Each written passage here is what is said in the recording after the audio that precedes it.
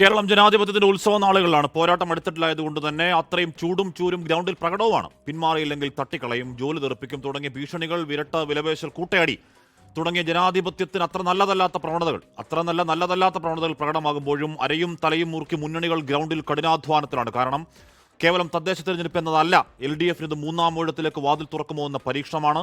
UDFന് ഇവിടെ ഒരു പരാജയം അചിന്ത്യമാണ്. കാരണം മൂന്നാം ഊഴത്തിൽ ഒരു പ്രതിപക്ഷ പദവി അവർക്ക് താങ്ങാവതല്ല. അവർ കസ്തുത്വ പ്രശ്നം ഡു ഓർ ഡൈ. മോദിയും ഷായും ഉറ്റുനോക്കുന്ന തെരഞ്ഞെടുപ്പിൽ BJPക്കും ഒരു പിന്നോട്ടുപോക്ക് ആലോചനയിലേ ഇല്ല. സ്വാഭാവികമാണ് ആ പോരാട്ടം കടുക്കും. ക്ഷേമ പെൻഷൻ അടക്കം മൈലേജ് പ്രഖ്യാപനങ്ങളുമായി മുന്നോട്ട് പോകുന്നതിനിടയിലാണ് ശബരിമല ക്ഷേത്രക്കൊള്ളയിൽ CPM ജില്ലാ കമ്മിറ്റി അംഗം ജയിലിൽ കിടക്കുന്നത്. UDFിലാകട്ടെ കൂട്ടയടി, BJPയിൽ സംഭവിച്ചത് അതൊക്കെ കടന്ന ആത്മഹത്യകളാണ്. ഇന്നേക്ക് കൃത്യം 16-ാം നാൾ അടിത്തട്ട് കേരളം പോളിംഗ് ബൂത്തിലേക്ക് എത്തുമ്പോൾ തദ്ദേശം ആർക്കനുകൂലം.